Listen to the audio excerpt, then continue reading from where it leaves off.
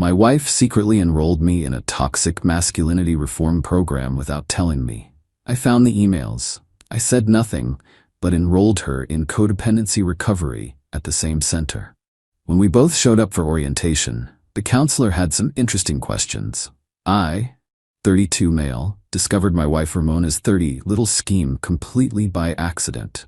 She'd left her email open on our shared laptop while she ran to the store. I was just trying to close tabs when I saw the subject line, Confirmation, Toxic Masculinity Intensive, Enrollment Complete. My name was right there. Starting date 2 weeks out. Cost $3,200. The email thread went back 3 months. 3 months of her discussing my problematic behaviors with some counselor named Dr. Fielding. Let me list these dangerous red flags, Ramona reported. I watch football on Sundays. I go to the gym 4x a week. Obsessive fitness culture. I drink beer with my brother. I play video games for 2 hours on Friday nights. I didn't cry at her friend's wedding. I fix things around the house instead of processing emotions. Dr. Fielding's response was golden. These are classic signs of internalized patriarchal conditioning. Our 8-week intensive program will help him recognize and deconstruct these harmful patterns. 8 weeks of this. The real kicker? Ramona had told them I was resistant to therapy, so they'd prepared special techniques for reluctant participants. She'd planned to blindside me with an intervention the night before the first session. I sat there staring at the screen. Part of me wanted to confront her right then. But then I saw something else in the emails. The name of the center, Healing Horizons Wellness Institute. I opened an incognito tab. Their website was something. They offered programs for everything: toxic masculinity, codependency, narcissistic recovery, empathy reconstruction, even something called Emotional Availability Bootcamp. And right there on the programs page, Codependency Recovery Intensive, break free from unhealthy relationship patterns. Perfect. I created a new email account and reached out as a concerned husband, worried about his wife's codependent behaviors. Within an hour, I had a response from Dr. Morrison. I scheduled a consultation call for when Ramona was at her pottery class. Dr. Morrison was very understanding as I explained Ramona's concerning behaviors. Monitoring all my activities, needing constant validation, making unilateral decisions about my mental health, inability to respect boundaries, attempting to control my hobbies and friendships. This is definitely codependency, Dr. Morrison confirmed. The fact that she's trying to force you into therapy without your consent is particularly troubling. I enrolled her in the same 8-week program. Same days, same building, just different conference rooms. Cost $3,200, worth every penny. Update 1. The intervention attempt was hilarious. Ramona had gathered her sister Thea, her mom Joyce, and her best friend Kendra in our living room. They all had printed letters. "Honey, we need to talk about getting you help." Ramona started. I played dumb. "Help with what?" "Your toxic behaviors, the way masculinity has corrupted you." "Which behaviors specifically?" Thea jumped in. "You don't share your feelings. I told Ramona I loved her this morning." "Kendra, you're emotionally unavailable. We went on a date 2 nights ago." "Joyce, you're aggressive." "When?" "Your energy, it's aggressive." They went in circles for an hour. Finally, Ramona played her card. "Well, I've already enrolled you in a program. It starts Monday. You're going." "Okay." They all stopped. They'd clearly expected resistance. "Okay?" Ramona was suspicious. "If you think I need help, I trust your judgment." She narrowed her eyes but couldn't find the trap. Monday came. I got dressed in my best casual therapy outfit, khakis and a button-down. Ramona was buzzing around, nervous but excited. "I'm so proud of you for being open to this journey," she kept saying. "Hey, why don't we ride together?" I suggested. "Save gas." She hesitated. "Oh, that's okay. I have errands after I drop you off." "No problem. I'll drive myself then." "No, I mean, I want to make sure you actually go." "Then let's go together." She couldn't find a way out. We got in her car. She started driving to Healing Horizons. "Actually," I said, "I got an email saying the first session is in Building B." "That's weird. The website says Building A." "Maybe check your email?" She pulled over, grabbed her phone. I watched her face change as she read the new email in her inbox. "Dear Mrs. Ramona, this is a reminder that your Codependency Recovery Intensive begins today at 9 a.m. in Building B, Conference Room 3. Your husband has expressed significant concern about your controlling behaviors. The silence was deafening. You, she started. Yes? You enrolled me in therapy? Codependency recovery, specifically. How dare you? How dare I? You enrolled me in a toxic masculinity program without telling me. That's different. How? You needed it. And based on your secret enrollment of me in therapy, I'd say you need codependency recovery. She was vibrating with rage. I'm not going.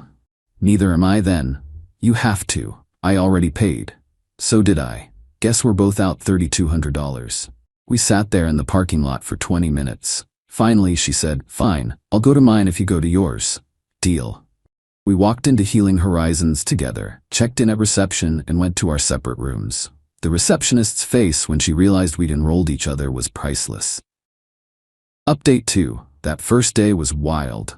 I sat through 2 hours of toxic masculinity deconstruction with 5 other dudes who looked as confused as I felt. The facilitator, Brad, who insisted we call him B-Rad, to break down formal masculine structures, had us introduce ourselves and explain why we were there.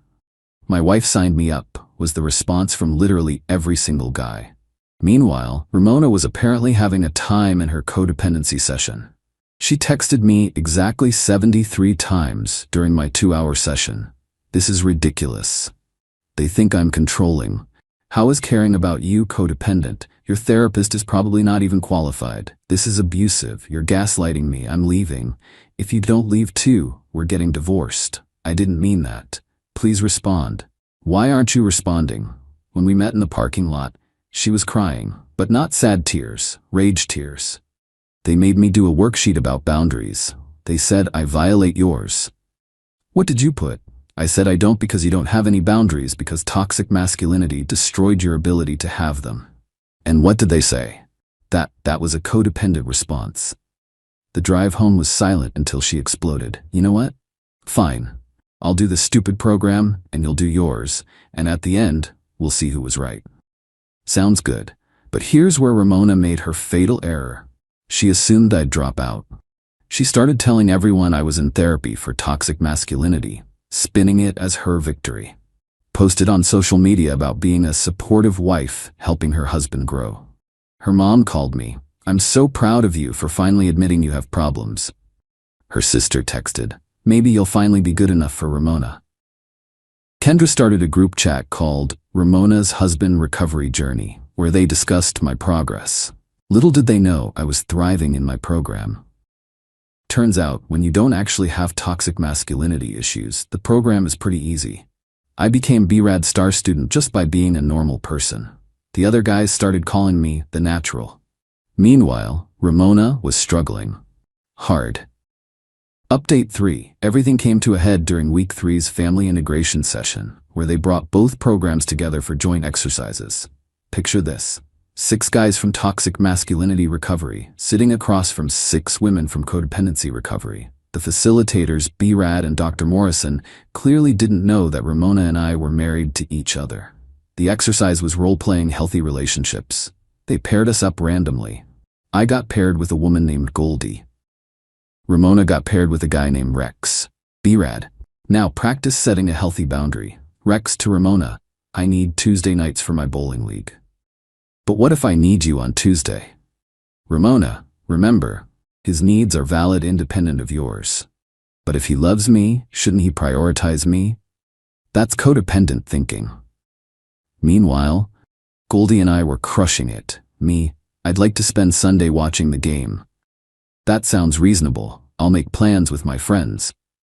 Beautiful. See how he expressed his needs without aggression? Ramona was watching us, seething.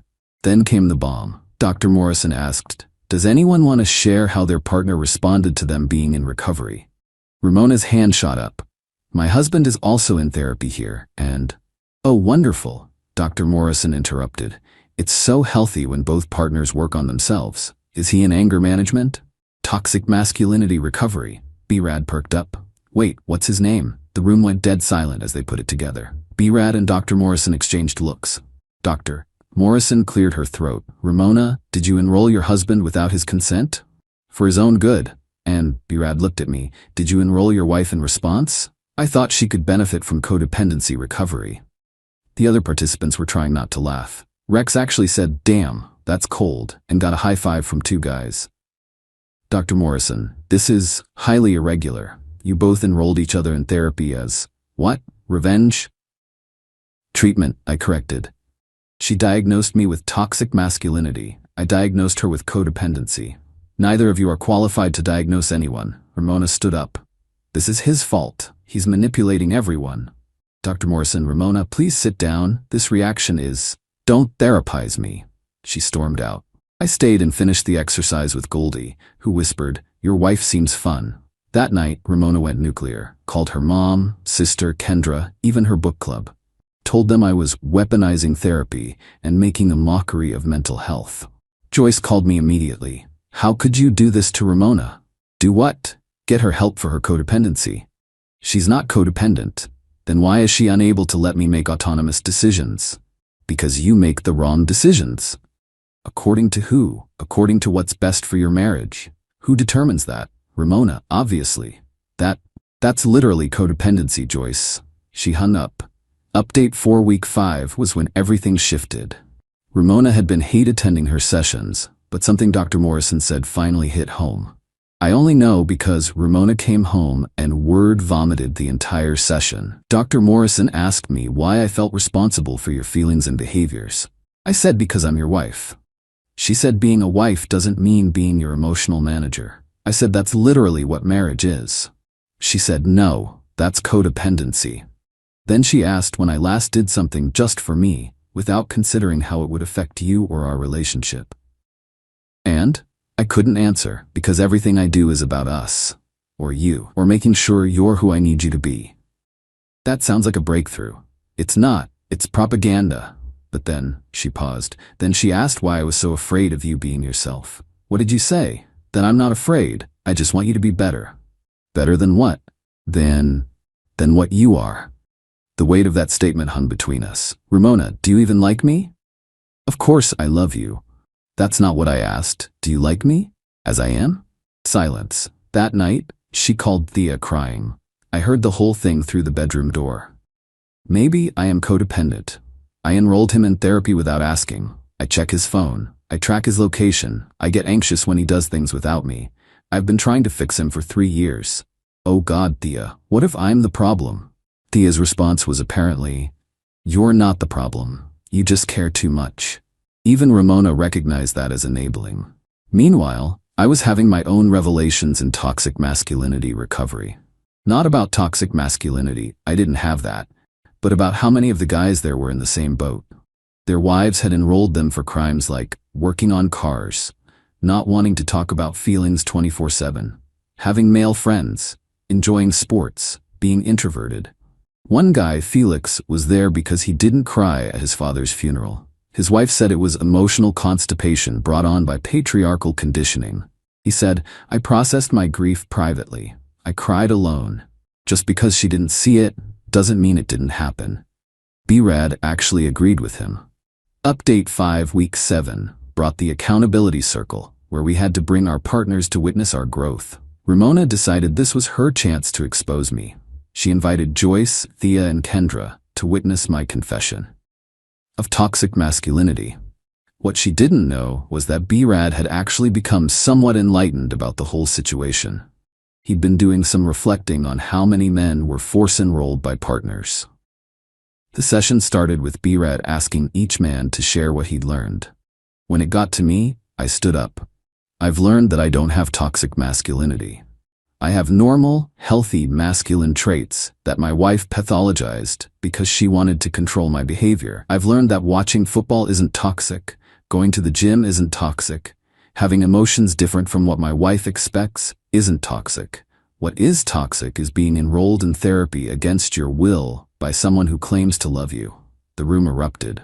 3 other guys stood up and said, same. Felix actually applauded. Ramona jumped up. This is exactly the kind of toxic resistance we're talking about. B-Rad in the most professional comeback ever. Actually, Ramona, resistance to forced therapy isn't toxic. It's a healthy boundary. Joyce tried to intervene. You're supposed to be fixing him. Ma'am, he doesn't need fixing. He needs a partner who accepts him. He's manipulated you. No, I think he's been manipulated into being here. Then Dr. Morrison walked in. She'd been watching from the doorway. "Ramona, we need to talk about your behavior right now." "My behavior? I'm supporting my husband." "You're attempting to control the narrative of his therapy. That's a codependent behavior we've discussed extensively." "This is gaslighting." "No, this is accountability." Ramona grabbed her stuff and stormed out, her entourage following. Thea turned back to flip me off. Real mature. That night, Ramona issued an ultimatum. "Either you admit you have toxic masculinity and commit to changing, or we're done." Okay, you'll admit it? Okay, we're done. She wasn't expecting that. Final update. The last week was separate graduation ceremonies for each program. I attended mine, got my completion certificate from B-Rad, who pulled me aside. "Dude, I've been doing this for 5 years, and your situation made me realize we need to screen better. Half these guys don't need to be here. They need couples counseling or divorce lawyers." "You gonna change the program?" "Already talked to management. We're adding a consent verification process. No more surprise enrollments." Meanwhile, Ramona's graduation was apparently a disaster. According to Goldie, who became my inside source, Ramona spent the entire final session arguing that she wasn't actually codependent, everyone else was just underdependent, and that the program was designed to break up healthy marriages. Dr. Morrison's response: "The fact that you see independence as a threat to your marriage is exactly why you need this program." Ramona refused to accept her certificate. That night, she came home with Joyce, Thea, Kendra, and plot twist, her dad, Morton, who'd flown in from out of state. "We're doing an intervention," Morton announced. "For who?" "For you. You're throwing away your marriage because you're too proud to admit you need help." I pulled out my phone and played the original email where Ramona enrolled me without consent.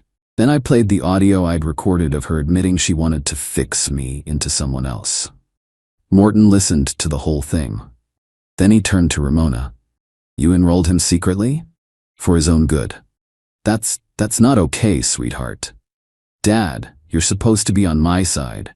I'm on the side of truth, and the truth is you tried to force him into therapy. That's not right." Joyce jumped in. "Morton, you don't understand." "I understand perfectly. My daughter tried to control her husband and it backfired." The room exploded into arguments. Thea called Morton a traitor. Kendra called me an abuser. Joyce said I'd poisoned Morton against them. In the chaos, I slipped out and went to my brother's place. The divorce papers were filed the next week. Ramona contested everything, claiming I'd emotionally abused her by enrolling her in therapy. The judge's response was beautiful. "Ma'am, you enrolled him first, secretly, without consent. He enrolled you openly in response. If anyone was abusive here, it wasn't him. We're divorced now." The Healing Horizons incident, as our friend group calls it, became legendary. The center actually sent me a thank you letter for helping them realize they needed better protocols. Ramona's still in therapy. Actual therapy this time, not performative programming. Last I heard, she enrolled her new boyfriend, Garrett, in emotional availability enhancement, without telling him. Some people never learn. As for me, I'm dating Quinn, a personal trainer, who thinks it's perfectly fine that I watch football, go to the gym, and process emotions in my own way. She actually encourages my toxic hobby of working on cars. Imagine that. Joyce still sends me articles about toxic masculinity. I've blocked her on everything, but she prints them out and mails them. The dedication would be admirable if it wasn't so unhinged. Thea started a blog about surviving narcissistic ex-brothers-in-law. It has 4 readers, all family members. Kendra tried to warn Quinn about me. Quinn's response was to invite her to watch a football game with us, where Quinn outdrank, outate, and outcheered everyone. Kendra left at halftime looking scandalized. Morton and I actually grab beers sometimes. He apologized for Ramona and said, "I think I know where she got the controlling thing from." Joyce enrolled me in sensitivity training in 1993. I went for 1 session and never went back. Should have been a red flag. To everyone asking if I regret the petty enrollment revenge, absolutely not. It exposed exactly who Ramona was and saved me from years of being fixed. Also, B-Rad and I still text. He left Healing Horizons and started his own practice focused on helping men deal with controlling partners. He uses my story as a case study, with permission of course. The moral? If someone tries to secretly fix you, they're telling you exactly what they think of you. Believe them. And maybe enroll them in codependency recovery. Edit. Stop asking for Healing Horizons contact info. They've changed their policies and now require consent forms. Also, Dr. Morrison is actually excellent at her job. Ramona was just untreatable. Edit 2. To the people saying I should have just talked to her. I tried that for 3 years. Some people don't hear you until there are consequences, and even then they blame you for the consequences. Edit 3. Ramona, I know you're reading this because Goldie told me you asked her about it. Garrett's in my DMs asking about red flags. Just thought you should know.